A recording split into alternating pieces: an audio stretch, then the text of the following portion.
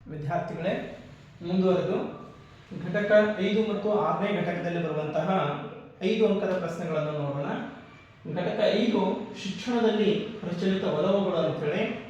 ಈ ಘಟಕದಲ್ಲಿ 1 ಮಾರ್ಕ್ಸಿನ 2 ಪ್ರಶ್ನೆಗಳು, 2 ಮಾರ್ಕ್ಸಿಂದ 1 ಪ್ರಶ್ನೆ, 5 ಮಾರ್ಕ್ಸಿಂದ 2 ಪ್ರಶ್ನೆಗಳು, ಟೋಟಲ್ 5 ಕ್ವಶನ್ಸ್, 14 ಮಾರ್ಕ್ಸ್ ಬರುವಂಥದ್ದು. ಇದರಲ್ಲಿ ಬಹುಮುಖ್ಯವಾಗಿ ನೋಡೋದಾದ್ರೆ ರಾಷ್ಟ್ರೀಯ ಮಾನವ ಹಕ್ಕುಗಳ ಆಯೋಗದ ಪ್ರಮುಖ ಕಾರ್ಯಗಳನ್ನು ವಿವರಿಸಿ ಅಂತ ಹೇಳಿ. ಹೌದ್ರಿ, ರಾಷ್ಟ್ರೀಯ ಮಾನವ ಹಕ್ಕುಗಳ ಆಯೋಗದ ಪ್ರಮುಖ ಕಾರ್ಯಗಳು. ಇನ್ನು 2ನೇ ಪ್ರಶ್ನೆ ಅತಿ ಮುಖ್ಯವಾಗಿದ್ದು ಮಕ್ಕಳ ಹಕ್ಕುಗಳ ಮಹತ್ವವನ್ನು ವಿವರಿಸಿ ಅಂತ. ಹೌದ್ರಿ, ಮಕ್ಕಳ ಹಕ್ಕುಗಳ ಮಹತ್ವ ಅಂತ. ಇನ್ನು 3ನೇ ಪ್ರಶ್ನೆ ಮಹಿಳಾ ಸಬಲೀಕರಣದ ಅಗತ್ಯತೆಯನ್ನು ಬರೆಯಿರಿ ಅಂತ ಹೇಳಿ. ಇದು ಗೆಸ್ ಮಾಡೋದು ಬಹಳಷ್ಟು ಗೆಸ್ ಅಂತಂದ್ರೆ ಇವತ್ತು ಮಹಿಳಾ ದಿನಾಚರಣೆ ಇರೋದ್ರಿಂದ ಈ ಕ್ವಶನ್ಸ್ ಬರ್ಬೋದು ಅಂತ ಹೇಳಿ ಹೇಳ್ಬೋದು. ಮಹಿಳಾ ಸಬಲೀಕರಣದ ಅಗತ್ಯತೆಯನ್ನು ವಿವರಿಸಿ ಅಂತ ಹೇಳಿ. ಇನ್ನು 4ನೇ ಪ್ರಶ್ನೆ ಮಹಿಳಾ ಸಬಲೀಕರಣಗೊಳಿಸಲು ಕೈಗೊಳ್ಳಬಹುದಾದ ಕಾರ್ಯತಂತ್ರಗಳನ್ನು ವಿವರಿಸಿ ಅಂತ ಹೇಳಿ. ಮಹಿಳಾ ಸಬಲೀಕರಣಗೊಳಿಸಲು ಕೈಗೊಳ್ಳಬಹುದಾದಂತಹ ಕಾರ್ಯಗಳನ್ನು ವಿವರಿಸಿ. ನಂತರ 5ನೇ ಪ್ರಶ್ನೆ ಶಿಕ್ಷಣದ ಗುಣಮಟ್ಟದ ಮೇಲೆ ಜಾಗತೀಕರಣದ ಸಕಾರಾತ್ಮಕದ ಪರಿಣಾಮಗಳು ಕೇಳಬಹುದು, ಇಲ್ಲ ಅಂದ್ರೆ ನಕಾರಾತ್ಮಕ ಪರಿಣಾಮಗಳು ಕೇಳಬಹುದು ಅಂತೇಳಿ. ಅಂದ್ರೆ ಸಕಾರಾತ್ಮಕ ಬರಬಹುದು, ಇಲ್ಲಾಂದ್ರೆ ನಕಾರಾತ್ಮಕ ಪರಿಣಾಮಗಳು ಬರಬಹುದು ಅಂತೇಳಿ. ಇನ್ನು ವಿಶ್ವ ಆರೋಗ್ಯ ಸಂಸ್ಥೆ ಸೂಚಿಸಿರುವಂತಹ 5 ಜೀವನ ಕೌಶಲ್ಯಗಳನ್ನು ವಿವರಿಸಿ ಅಂತ ಹೇಳಿ. WHO ಸೂಚಿಸಿರುವಂತಹ 5 ಜೀವನ ಕೌಶಲ್ಯಗಳ ಕುರಿತು ಬರೆಯಿರಿ ಅಂತೇಳಿ. ಇಲ್ಲಿ ನೋಡೋದಾದ್ರೆ ಮಹಿಳಾ ಸಬಲೀಕರಣದ ಕಾರ್ಯತಂತ್ರಗಳು, ನಂತರ ಮಹಿಳಾ ಸಬಲೀಕರಣದ ಅಗತ್ಯತೆ, ಮತ್ತೆ ಗುಣಮಟ್ಟದ ಜಾಗತೀಕರಣದಲ್ಲಿ ಸಕಾರಾತ್ಮಕ ಮತ್ತು ನಕಾರಾತ್ಮಕ ಪರಿಣಾಮಗಳು ಬಹಳ ಮುಖ್ಯವಾಗಿರುವಂತಹ ಪ್ರಶ್ನೆಗಳು ಅಂತ ಹೇಳಿ ನೋಡ್ತೀವಿ. ಅಂದ್ರೆ 5 ಮಾರ್ಕ್ಸಿನ 2 ಪ್ರಶ್ನೆಗಳು ಬರ್ತವೆ. ಇನ್ನು ಘಟಕ 6ದಲ್ಲಿ ನೋಡೋದಾದ್ರೆ ಇಲ್ಲಿ ಕೂಡ 5 ಮಾರ್ಕ್ಸಿನ 2 ಪ್ರಶ್ನೆಗಳು ಬರ್ತವೆ. ಹಾಗಾಗಿ ನೋಡೋಣ ಏನಂದ್ರೆ ನಿರ್ವಹಣೆಯ 5 ಪ್ರಮುಖ 5 ಲಕ್ಷಣಗಳನ್ನು ವಿವರಿಸಿ. ನಿರ್ವಹಣೆಯ ಪ್ರಮುಖ 5 ಲಕ್ಷಣಗಳನ್ನು ವಿವರಿಸಿ ಅಂತ ಹೇಳಿ. ನಂತರ 2ನೇ ಪ್ರಶ್ನೆ ಶಿಕ್ಷಣದಲ್ಲಿ ನಿರ್ವಹಣೆಯ 5 ಕಾರ್ಯಗಳನ್ನು ವಿವರಿಸಿ ಅಂತ ಹೇಳಿ. ಹೌದ್ರಿ, ಶಿಕ್ಷಣದಲ್ಲಿ ನಿರ್ವಹಣೆಯ 5 ಕಾರ್ಯಗಳನ್ನು ವಿವರಿಸಿ ಅಂತ ಹೇಳಿ. ನಂತರ ಡೇನಿಯಲ್ ಕಟ್ಜರ್ ಅವರು ತಿಳಿಸಿರುವಂತಹ ನಿರ್ವಹಣೆಯ ಕೌಶಲ್ಯಗಳನ್ನು ಚಿತ್ರ ಸಹಿತ ವಿವರಿಸಿ ಅಂತ ಹೇಳಿ. ಯಾವ್ದ್ರಿ, ಡೇನಿಯಲ್ ಕಟ್ಜರ್ ಅವರು ತಿಳಿಸಿರುವಂತಹ ನಿರ್ವಹಣೆ ಕೌಶಲ್ಯಗಳು ಚಿತ್ರ ಸಹಿತ ವಿವರಿಸಿ. ನಂತರ ನಿರ್ವಹಣೆಯ ಯಾವುದೇ 5 ಸಾಮಾನ್ಯ ಕೌಶಲ್ಯಗಳನ್ನು ಬರೆಯಿರಿ ಅಥವಾ ವಿವರಿಸಿ ಅಂತ ಹೇಳಿ. ನಂತರ ಸಂಪೂರ್ಣ ಗುಣಮಟ್ಟ ನಿರ್ವಹಣೆಯ ಆಧಾರ ಸ್ತಂಭಗಳನ್ನು ರೇಖಾಚಿತ್ರದೊಂದಿಗೆ, ಅಂದ್ರೆ ಸಂಪೂರ್ಣ ಗುಣಮಟ್ಟ ನಿರ್ವಹಣೆಯ ಆಧಾರ ಸ್ತಂಭಗಳು 4 ಆಧಾರ ಸ್ತಂಭಗಳಿದಾವೆ, ಅದರದ ರೇಖಾಚಿತ್ರದೊಂದಿಗೆ ವಿವರಿಸಿ ಅಂತ ಹೇಳಿ. ಇನ್ನು ಇದು ಬಿಟ್ರೆ PDCA ಚಿತ್ರ ಅಂತಿದೆ. PDC ಅಂದ್ರೆ ಪ್ಲಾನ್ ಡೂ ಆಕ್ಟ್ ಅಂತ ಹೇಳಿ. ಇದಕ್ಕೆ ಚೆಕ್ ಮತ್ತು ಆಕ್ಟ್ ಅಂತ ಹೇಳಿ. ಈ ಚಿತ್ರವನ್ನು ಕೂಡ ಏನ್ ಮಾಡಬಹುದು, ಬಿಡಿಸಬಹುದು. ಲಾಸ್ಟ್ ಬರುವಂತದ್ದು ಕ್ವಶನ್ಸ್ ಏನು ಅಂದ್ರೆ NCTಯ ಪ್ರಮುಖ ಕಾರ್ಯಗಳನ್ನು ತಿಳಿಸಿ. NCT ಅಂದ್ರೆ national council for teacher education, ಶಿಕ್ಷಕರ ಶಿಕ್ಷಣ ಅಂತ ಹೇಳಿ ಕರಿತೀವಿ. ಅದರ ಪ್ರಮುಖ ಕಾರ್ಯಗಳನ್ನು ವಿವರಿಸಿ ಅಂತ ಹೇಳಿ. ಇಷ್ಟು 5 ಮತ್ತು 6ನೇ ಘಟಕದಲ್ಲಿ ಬರುವಂತಹ ಪ್ರಮುಖವಾಗಿರುವಂತಹ 5 ಅಂಕದ ಪ್ರಶ್ನೆಗಳು.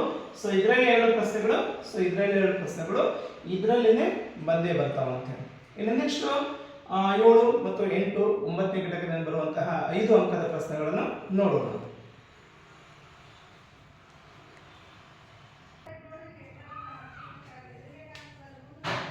ಇಲ್ಲಿ ಘಟಕ 7ರ ಘಟಕದಲ್ಲಿ ಸಂವಹನ ಅಂತೇಳಿ. ಇದರಲ್ಲಿ ಬರುವಂತಹ ಪ್ರಶ್ನೆಗಳನ್ನು ನೋಡುವುದಾದ್ರೆ 7ನೇ ಘಟಕದಲ್ಲಿ ಬರುವುದಾದ 1 ಅಂಕದ 1 ಮಾರ್ಕ್ಸಿನ ಕ್ವಶನ್ಸ್, ಇಲ್ಲಿ 2 ಕ್ವಶನ್ಸ್, 2 ಮಾರ್ಕ್ಸಿಂದು 2 ಪ್ರಶ್ನೆಗಳು, 5 ಮಾರ್ಕ್ಸಿಂದು 1 ಪ್ರಶ್ನೆ ಇಲ್ಲಿ ಬರ್ತೈತಿ. ಇದರಲ್ಲಿ 8ನೇ ಘಟಕದಲ್ಲಿ ಕೂಡ ನೋಡ್ರಿ ಎಷ್ಟು ಬರ್ತೈತಿ. 1 ಮಾರ್ಕ್ಸಿಂದು 2 ಪ್ರಶ್ನೆ, 2 ಮಾರ್ಕ್ಸಿಂದು 2 ಪ್ರಶ್ನೆ, 5 ಮಾರ್ಕ್ಸಿಂದು 1 ಪ್ರಶ್ನೆ ಇಲ್ಲಿ ಬರುವಂಥದ್ದು. ಹೀಗಾಗಿ ಬಹಳ ಮುಖ್ಯವಾಗಿರುವಂತಹ ಪ್ರಶ್ನೆಗಳನ್ನು ನೋಡೋದಾದ್ರೆ ಸಂವಹನದ ಲಕ್ಷಣಗಳನ್ನು ಬರೆಯಿರಿ ಅಂತ ಹೇಳಿ ನಂತರ ಸಂವಹನ ಪ್ರಕ್ರಿಯೆಯ ಧಾರಾಚಿತ್ರಗಳು, ಇಲ್ಲಿ ಇದು ಬಹಳ ಮುಖ್ಯವಾಗಿರುವಂತಹ ಸಂವಹನ ಪ್ರಕ್ರಿಯೆಯ ಧಾರಾಚಿತ್ರವನ್ನು ಬರೆಯಿರಿ ಅಂತೇಳಿ. ನಂತರ ಮೂರನೇದಾಗಿ ಪರಿಣಾಮಕಾರಿ ಸಂವಹನದ ಭೌತಿಕ ಅಥವಾ ಮನೋವೈಜ್ಞಾನಿಕ ಅಥವಾ ವೈಯಕ್ತಿಕ ಅಡೆತಡೆಗಳನ್ನು ಬರೆಯಿರಿ. ಅಂದ್ರೆ ಮೂರರಲ್ಲಿ ಯಾವುದಾದ್ರೂ ಒಂದು ಅಡೆತಡೆಗಳು ಏನಾಗಬಹುದು, ಸೊ ಬರ್ಬೋದು ಅಂತೇಳಿ. ನಂತರ ಅದೇ ರೀತಿ ಪರಿಣಾಮಕಾರಿ ಸಂವಹನಕ್ಕೆ ಇರುವಂತಹ ಅಡೆತಡೆಗಳನ್ನು ನಿವಾರಿಸುವಂತಹ ಕ್ರಮಗಳನ್ನು ಬರೆಯಿರಿ ಅಂತೇಳಿ, ನಿವಾರಿಸುವ ಕ್ರಮಗಳು. ನಂತರ ಇನ್ನ ಹೆಚ್ಚಿಗೆ ಕೇಳೋದಾದ್ರೆ ವ್ಯಕ್ತಿಯಲ್ಲಿ ಇರಬಹುದಾದಂತಹ ಸಂವಹನ ಕೌಶಲ್ಯಗಳು ಯಾವುವು ಅಂತೇಳಿ ವಿವರಿಸಿ ಅಂತೇಳಿ. ನಂತರ 8ನೇ ಘಟಕದಲ್ಲಿ ಗಣಕಯಂತ್ರ ಅಂತೇಳಿ, ಸೊ ಇದರಲ್ಲಿ ಗಣಕಯಂತ್ರದ ಉಪಯೋಗಗಳನ್ನು ಬರೆಯಿರಿ. ನಂತರ ಸೂಪರ್ ಕಂಪ್ಯೂಟರ್ನ ಉಪಯೋಗಗಳನ್ನು ಬರೆಯಿರಿ. ಅಂತರ್ಜಾಲದ ಪ್ರಾಮುಖ್ಯತೆಯನ್ನು ವಿವರಿಸಿ. ನಂತರ ಇಮೇಲಿನ ಪ್ರಾಮುಖ್ಯತೆಯನ್ನು ವಿವರಿಸಿ. ನಂತರ ಕೊನೆಗೆ ಸ್ಮಾರ್ಟ್ ಕ್ಲಾಸಿನ ಪ್ರಾಮುಖ್ಯತೆ.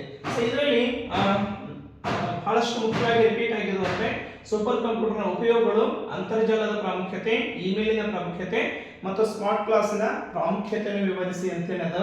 ಸೊ ಇವು ಕ್ವಶನ್ಸ್ 5 ಮಾರ್ಕ್ಸ್ ನಲ್ಲಿ ಒಂದು ಕ್ವಶನ್ಸ್ ಏನಾಗಿದೆ, ರಿಪೀಟ್ ಆಗಿದೆ. ಇನ್ನ 10 ಅಂಕದ ಪ್ರಶ್ನೆಗಳನ್ನು ಬಹಳಷ್ಟು ನೋಡೋದಾದ್ರೆ, ಸೊ ಇಲ್ಲಿ ವೈಯಕ್ತಿಕ ಭಿನ್ನತೆಯ ಕ್ಷೇತ್ರಗಳನ್ನು ವಿವರಿಸಿ ಅಂತೇಳಿ. ನಂತರ ಎರಡನೇದು ಬುದ್ಧಿಶಕ್ತಿ ಪರೀಕ್ಷೆಯ ವಿಧಗಳನ್ನು ಉದಾಹರಣೆಯೊಂದಿಗೆ ವಿವರಿಸಿ ಅಂತೇಳಿ. ನಂತರ ವ್ಯಕ್ತಿತ್ವದ ಪ್ರಮುಖ ಆಯಾಮಗಳನ್ನು ವಿವರಿಸಿ. ನಂತರ ವ್ಯಕ್ತಿತ್ವ ನಿರ್ಧಾರಕದಲ್ಲಿ ಕುಟುಂಬ ಮತ್ತು ಶಾಲೆಯ ಪಾತ್ರವನ್ನು ವಿವರಿಸಿ ಅಂತೇಳಿ. ನಂತರ ಅಸಮಾಯೋಜನೆಗೆ ಪ್ರಮುಖ ಕಾರಣಗಳನ್ನು ವಿವರಿಸಿ ಅಂತೇಳಿ.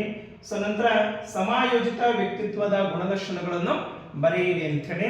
ನಂತರ 10 ಅಂಕದ ಪ್ರಶ್ನೆಯಲ್ಲಿ ಕೊನೆಗೆ ಸಂಖ್ಯಾಶಾಸ್ತ್ರದ ಮೇಲೆ ಏನಾಗಿದೆ, ಒಂದು ಸಮಸ್ಯೆ ಲೆಕ್ಕವನ್ನು ಕೊಟ್ಟಿರ್ತಾರೆ, ಸರಾಸರಿ, ಮಧ್ಯಾಂಕ ಮತ್ತು ಬಹುಲಕ ಕಂಡುಹಿಡಿಯೋದು ಅಂತೇಳಿ. ಅದು ಅಂಕರ ಫಿಕ್ಸ್ ಇರುವಂತಹ ಒಂದು ಕ್ವಶನ್ಸ್. ಸೊ ಇವೆರಡು ಒಂದ್ ವೇಳೆ ಇಲ್ಲಿ ಲಾಸ್ಟ್ ನಿಮಗೆ ಕ್ಯಾಲ್ಕುಲೇಷನ್ ಬರಲಿಲ್ಲ, ಲೆಕ್ಕ ಮಾಡೋದು ಬಹಳಷ್ಟು ತೊಂದರೆ ಆಗ್ತಿತ್ತು ಅಂತಂದ್ರೆ, ಸೊ ಥಿಯರಿ ಪ್ರಶ್ನೆಗಳನ್ನು ಬರೀಬಹುದು. ಅದರಲ್ಲಿ ವೈಯಕ್ತಿಕ ಭಿನ್ನತೆ ಕ್ಷೇತ್ರ ಆಗಿರ್ಬೋದು, ವ್ಯಕ್ತಿತ್ವದ ಆಯಾಮಗಳಾಗಿರ್ಬೋದು, ಬುದ್ಧಿಶಕ್ತಿ ಪರೀಕ್ಷೆಯ ವಿಧಗಳನ್ನು ಬರೆಯಿರಿ ಅಂತ ಆಗ್ಬೋದು. ಇವಿಷ್ಟು ನಾವು ನೋಡಿಕೊಂಡಾದ್ರೆ ಪರೀಕ್ಷೆಗೆ 80ಕ್ಕೆ 80 ಅಂಕಗಳನ್ನು ತೆಗೆದುಕೊಳ್ಳುವಂತಹ ಸಾಧ್ಯತೆ ಇರ್ತೈತಿ. ಸೊ ಮುಂದುವರೆದ ಏನು ಮಾಡೋಣ, 1 ಅಂಕದ ಪ್ರಶ್ನೆಗಳು ಮತ್ತು 2 ಅಂಕದ ಪ್ರಶ್ನೆಗಳನ್ನು ಡಿಸ್ಕಷನ್ ಮಾಡೋಣ. ಸೊ ಇದು ಒಂದು ವೇಳೆ ವಿಡಿಯೋ ನಿಮಗೆ ಬಹಳಷ್ಟು ಉಪಯೋಗಕಾರಿ ಅನ್ನಿಸ್ತು, ಸಹಾಯಕ ಆಗ್ತಿದೆ ಅನ್ನಿಸಿದ್ರೆ ಸೊ ನೀವು ಕಮೆಂಟ್ ಮೂಲಕ ತಿಳಿಸಿ. ಮತ್ತೆ 1 ಅಂಕ ಮತ್ತು 2 ಅಂಕದ ಪ್ರಶ್ನೆಗಳನ್ನು ನಾವು ಚರ್ಚೆ ಮಾಡೋಣ. ಧನ್ಯವಾದಗಳು.